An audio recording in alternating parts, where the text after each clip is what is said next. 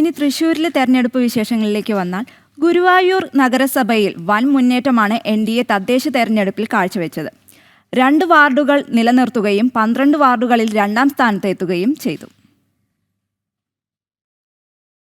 ഗുരുവായൂരിൽ NDA സ്ഥാനാർത്ഥിയായ ശോഭ ഹരിനാരായണൻ ക്ഷേത്രം നിൽക്കുന്ന വാർഡ് 25ാം ഡിവിഷനായ ഗുരുഭവനപുരിയിൽ നിന്നാണ് തെരഞ്ഞെടുക്കപ്പെട്ടത്. പോളിംഗ് നടത്തിയ വോട്ടർമാരിൽ നിന്നും 64% വോട്ട് നേടിയാണ് ശോഭ വിജയിച്ചത്. കഴിഞ്ഞ 3 തവണയും ശോഭ ഹരിനാരായണൻ വിജയിച്ചിട്ടുണ്ട്. ഇത് 4ാം തവണയാണ് ക്ഷേത്ര നഗരി മുഴുവൻ BJP ആണ് എന്ന് തെളിയിക്കുന്ന തരത്തിൽ ഒരു വിജയം ഉണ്ടാകുന്നത്. എന്നാൽ കൃഷ്ണപ്രിയയാകട്ടെ 26ാം വാർഡിൽ നിന്നും കന്നി അംഗമായിരുന്നു. എന്നിട്ടുകൂടി 62% വോട്ട് നേടിയാണ് കൃഷ്ണപ്രിയ വിജയിച്ചത്. നഗരസഭയിലെ ക്ഷേത്രം നിൽക്കുന്ന ഗുരുഭവനപുരി വാർഡിൽ നിന്ന് NDA BJPയുടെ കാൻഡിഡേറ്റായി ഞാൻ വിജയിച്ചിരിക്കുകയാണ്. പോൾ ചെയ്തതിൽ നിന്ന് പകുതിയിലധികം വോട്ട് നേടിയിട്ടാണ് ഞാൻ ജയിച്ചിരിക്കുന്നത്. കഴിഞ്ഞ 20 വർഷമായി ഗുരുഭവനപുരി വാർഡിൽ NDA സാരഥികളാണ് വിജയിച്ചുകൊണ്ടിരിക്കുന്നത്. ജനാധിപത്യ വിശ്വാസികളായ ഗുരുഭവനപുരി വാർഡിലെ എല്ലാ വോട്ടർമാർക്കും നന്ദി പറയുന്നു.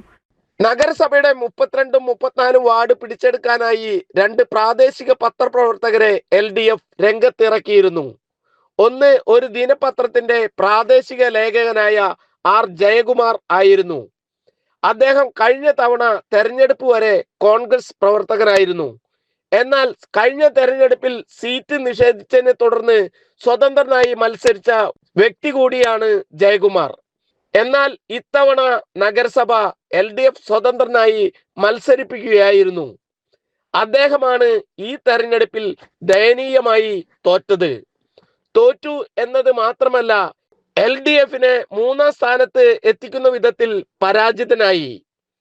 എന്നാൽ ഇവിടെ BJP 2ാം സ്ഥാനം കരസ്ഥമാക്കി എന്നുള്ളതാണ് ഏറ്റവും വലിയ പ്രത്യേകത. ഓൺലൈൻ ചാനൽ പ്രവർത്തകയായ KS പാർവതിയാണ് മറ്റൊരാൾ. 32ാം വാർഡിൽ നിന്നും ഈ വനിതയും തോറ്റു.